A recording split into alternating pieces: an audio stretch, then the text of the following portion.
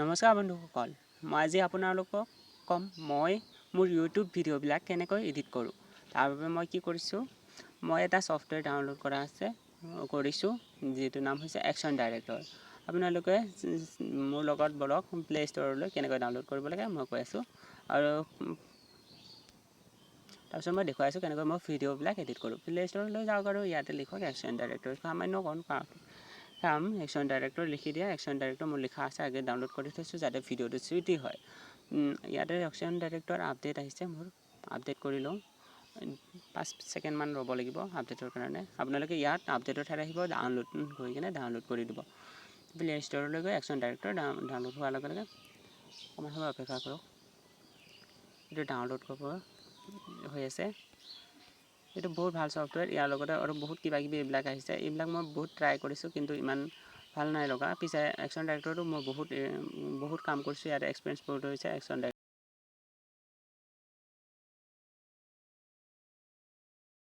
Normal কাম কৰিবৰ কাৰণে, নৰ্মেল এক্টিভিটিৰ কাৰণে ফ্ৰীলি বহুতখিনি কাম কৰিব পৰা যায়। সেইবাবে মই একশ্যন ডাইৰেক্টৰটোৱে ইউজ কৰি আহিছোঁ। এই একশ্যন ডাইৰেক্টৰ এতিয়া কেনেকুৱা আপোনালোকে কিটা পায়, মই ইয়াতে এডিট কৰোঁ। যিবিলাক মোৰ পাৰ্চনেল ইউটিউব ভিডিঅ' আছে সহজতে ইয়াতে এডিট হৈ যায়।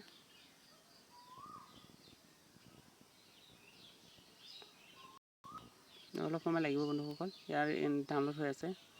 ইয়াতে এটা মোৰ ভিডিঅ' আছে, মই সেই ভিডিঅ'টো অ'পেন কৰি কিনে দেখুৱাম কেনেকৈ মই এডিট কৰোঁ। একশ্যন ডাইৰেক্টৰটো অ'পেন কৰি ইনষ্টল আপোনালোকৰ হৈ গৈছে চাগে এতিয়ালৈ।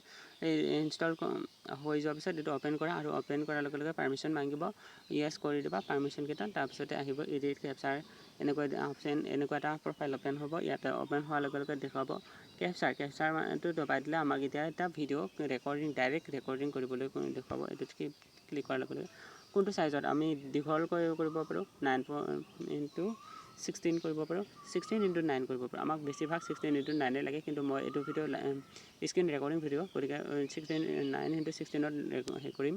এই ভিডিঅ'টোত আগতে এইটো নতুন ভিডিঅ'ৰ কাৰণে এইটো কেপচাৰটো ইউজ কৰা। মাই প্ৰজেক্টটোৰ কাৰণে মাই প্ৰজেক্ট আছে তলতে দেখিছা, সেই প্ৰজেক্টটো সেইটোত ক্লিক কৰিলে আগতে কৰা কামবিলাক কৰিব পাৰিবা। আগতে কৰা কামবিলাক যিবিলাক আছিলে আগতে আধৰুৱা কাম, সেইবিলাক ইয়াত মাই প্ৰজেক্টত কাম কৰিব পাৰিবা। এতিয়া নতুনকৈ কৰিবলৈ হ'লে এডিটটোত ক্লিক কৰা। এডিটত ক্লিক কৰাৰ লগে লগে দেখুৱাব কোনটো ডিজাইনত আপুনি স্ক্ৰীনটো চাব বিচাৰিছে ভিডিঅ'টো। এই আমি 9x6ত চাম, মোৰ ভিডিঅ'টো স্ক্ৰীন ৰেকৰ্ডিং হয়, গতিকে এইটো চাব আহিছে। এই ভিডিঅ'টো এডিট কৰিবলগা হ'লে ভিডিঅ'টোত ক্লিক কৰা আৰু প্লাছ বাটনটোত ক্লিক কৰি দিব। ক্লিক কৰাৰ লগে লগে ইয়াত এড হৈ গ'ল, আৰু য়েছ ক্লিক কৰিব। য়েছ চিনডাল টিক মাৰ্ক লগে লগে দেখুৱাব। ইয়াক আমি ভিডিঅ'টো কেনেকৈ এডিট কৰিব পাৰোঁ চাওঁচোন। এডিট আছে, এডিট কৰি কিনে ইয়াতে আমি ক্ৰপ কৰিব পাৰোঁ ভিডিঅ'টো। আমাৰ এই অলাগতীয়াল অংশখিনি কাটি দিবলগীয়া হ'লে প্ৰথমখিনি বাৰু কাটি দিব মন গৈছে, এইখিনিলৈ কাটি দিছোঁ, আৰু কাটি দিবলৈ মন নাই ইয়ালৈকে টানি দিছোঁ। আৰু ভিডিঅ'টো মাজতে ক্লিক কৰিছোঁ, মাজৰখিনি প্লে হ'বৰ কাৰণে ইয়াৰ পৰাই প্লে হ'ব। ইয়াতে এনেকুৱা ইয়াত যদি প্ৰথমৰ পৰা প্লে কৰিব লাগে হয়, ইয়াত ষ্টপ কৰা। ইয়াত যদি এংগলটো চেঞ্জ কৰিব মন আছে 90 ডিগ্ৰী, তেনেহ'লে ইয়াত ক্লিক কৰি দিয়া, 90 ডিগ্ৰী চেঞ্জ হৈ গ'ল, 90 ডিগ্ৰী পথালি হৈ গ'ল।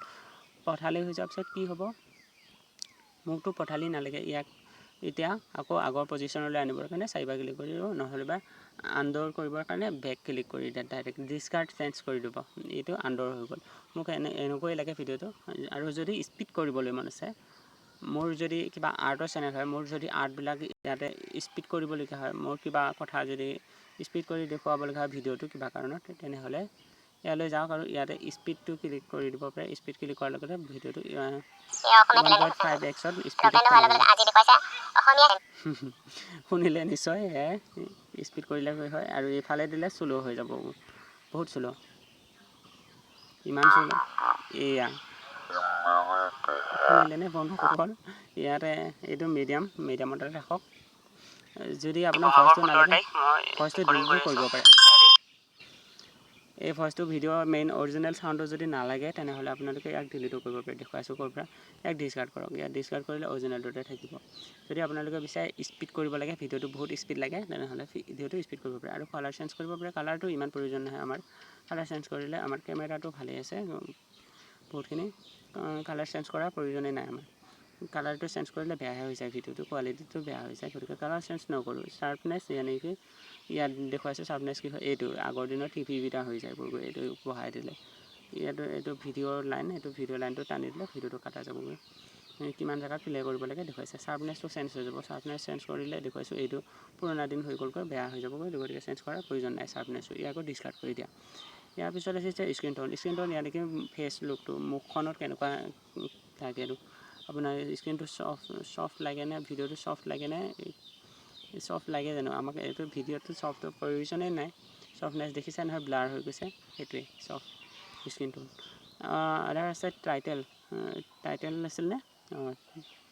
টাইটেল ইয়াতে আহি আপুনি আখৰবিলাক ভিডিঅ'ৰ মাজতে যে দেখা ৱেলকাম কিবা কিবি মই যে লিখোঁ, ইয়াতে লিখিলোঁ নমস্কাৰ। কি লিখিম? চাৰ্ভাৰ লিংক 1 2 3 যিকোনো এটা চিলেক্ট কৰা, ডবল ক্লিক কৰা, আহি গ'ল চাৰ্ভাৰ লিংক। ইয়াতে এতিয়া মোক যদি য'তেই লাগে তাতে এইটো দাঙি লৈ গ'লোঁ, উঠাই লৈ গ'লোঁ, ভৰাই লৈ গ'লোঁ, যেতে মন গৈছে তাতে আখৰ লিখি দিছোঁ। তাতে মই যি মন যায় তাতে লিখিব পাৰোঁ ৱেলকাম,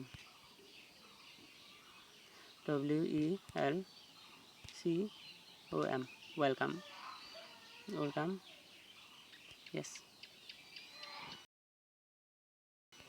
কৰি ইয়াতে ৰাখি দিলোঁ যেনিবা, য়েছ দবাই দিবা, আখৰটো ছেভ হৈ গ'ল।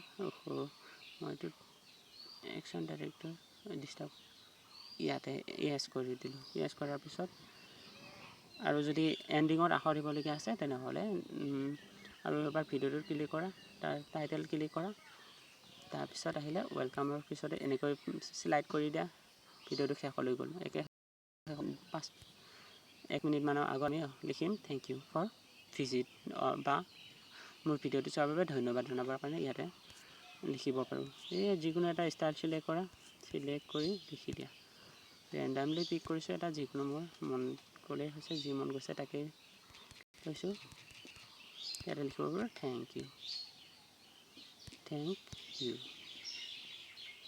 Thank you for thank you লিখিছোঁ চিম্পলি। অ'কে, বুজি পাইছে কি কৰিছোঁ মই, কিয় লিখিছোঁ থেংক ইউ। ভিডিঅ'টো চোৱাৰ বাবে থেংক ইউ লিখি থকা নাই আৰু থেংক ইউ লিখি দিছোঁ আৰু ভিডিঅ'টোত হ'লনে? ইয়াত য়েছ টিভি দিয়া, এইটো মোৰ স্ক্ৰীণ ৰেকৰ্ডিঙৰ ছফ্টৱেৰ চলিছে। ইয়াৰ বিষয়ে যদি জানিবলৈ বিচাৰিছে মোক ক'ব, মই পিছত ভিডিঅ' বনাম স্ক্ৰীণ ৰেকৰ্ডিং কেনেকৈ কৰে। এইটো এতিয়া ষ্টিকাৰ যদি লাগে, লাইক কমেণ্ট কৰা, কিবা কৰা ষ্টিকাৰ যে ইয়াতে আছে। মোক যদি লাগে, যোনখিনিত লাগে ভিডিঅ'টোৰ শেষত যদি লাগে, মোৰ শেষত চাব পাৰে। ইয়াতে ডাবল ক্লিক কৰিলোঁ, লাইক বটন আহি গ'ল, সৰু ডাঙৰ কৰিব পাৰোঁ লাইকটো, য়েছ। এইটো দিব্যা দিব আছে, আহিছে অডিঅ'। মোক যি অডিঅ' লাগে এতিয়া অডিঅ'টো যদি মিক্সিং কৰিব মন আছে, এফালে অডিঅ'টো ইফাল কৰিলে ভইচটো মিক্সিং হৈ যাব। এইটো ইমান কাম নাই। ইয়াতে আছে fade in or fade out. Fade out in কৰিলে কি হ'ব, ভিডিঅ'টো লাহেকৈ আৰম্ভ হ'ব, ফেড আউট কৰিলে লাহেকৈ শেষ হৈ যাব, এনেকুৱা ভিডিঅ'টো এণ্ডিং। মানে লাইটটো ঠিপকৈ জ্বলি নুঠে, ঘপককৈ ভিডিঅ'টো আৰম্ভ নহয়, শ্ল'কৈ লাইটটোৰ পোহৰটো আৰম্ভ হ'ব ভিডিঅ'টো। লাইটৰ পোহৰ যেনেকৈ সূৰ্যটো যেনেকৈ লাহেকৈ উদয় হয়, ঠিক তেনেকৈ ভিডিঅ'টো আৰম্ভ হ'ব। ইহঁতকেইটাক অন অফ কৰিব পাৰোঁ এনেকৈ। আৰু আমাকতো ৰিপিট নালাগে। বেকগ্ৰাউণ্ড মিউজিক আছে, বেকগ্ৰাউণ্ড মিউজিক কি হয় বুজি পাইছে চাগে। আমি ডাউনলোড কৰিব পাৰোঁ ইয়াত, আৰু মাই ডাইফিছত যায় মোৰ মিউজিক যিবিলাক ডাউনলোড আছে তাকো দিব পাৰোঁ।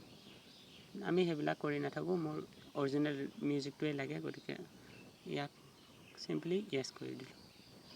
তাৰপিছত কি কৰিম, প্ৰডিউচ কৰি দিওঁ। প্ৰডিউচ কৰি দিয়াৰ লগে লগে ফুল HD দিবৰ কাৰণে আমাক পেইড কৰিব লাগিব দেখাব, কিন্তু আমি পেইড কৰিব নোৱাৰোঁ। এতিয়া পেইড কৰিব নিবিচাৰোঁ, 700 বহুত পইচা লাগিব। মোৰ এইখিনি সময়ত পইচা বহুত কম, কি কৰিবলৈ পইচা বহুত প্ৰয়োজন হৈছে, ইয়াৰ খৰচ কৰিব নোৱাৰোঁ ইমান। এইবিলাকত খৰচ কৰি থাকিলে হৈছে আৰু।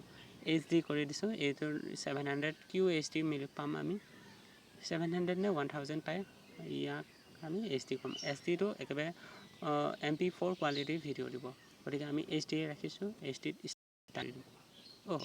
কি দেখুৱাই আছে, এইটো HDত ষ্টাৰ্ট হৈ গ'ল। আমি ভিডিঅ'টো এতিয়া প্ৰডিউচিং হৈ আছে, প্ৰডিউচিং মুভি। ভিডিঅ'টো মানে অলপ সময় লাগিব, প্ৰগ্ৰামিংটো বনাই আছে ভিডিঅ'ত। আখৰ কিবা কিবি লিখিছিলোঁ যে ষ্টিকাৰ এটা দিছিলোঁ, এইবিলাকৰ কাম মেনেজমেণ্ট কৰি আছে, কেলকুলেশ্যন কৰি কিনে আমাক 100% হ'লে ৰ'ব লাগিব ইয়াক, আৰু 100% হৈ যোৱাৰ লগে লগে নিজে নিজে অট'মেটিকেলি ছেভ হৈ যাব ভিডিঅ'টো আমাৰ গেলাৰীত, ভিডিঅ' গেলাৰী নহয়, কি ক'ম এতিয়া, একশ্যন ডাইৰেক্টৰ নিজৰ এটা চাইবাৰ লিংক আছে, তাত যাই SD কাৰ্ডত বা আমাৰ মোবাইল হেণ্ডছেটত ছেভ হৈ যাব। আজি ভিডিঅ'টো ইমানেই বন্ধুসকল, ভিডিঅ'টো ভাল পালে যদি লাইক কৰিব, কমেণ্ট কৰিব আৰু শ্বেয়াৰ কৰি দিব। ইয়াৰ প্ৰয়োজনীয় যাক প্ৰয়োজন আছে তেওঁ সকলোৱে যাতে এই ভিডিঅ'টো পায়। ভিডিঅ'টো চোৱাৰ বাবে অশেষ ধন্যবাদ থাকিল বন্ধুসকল, নমস্কাৰ।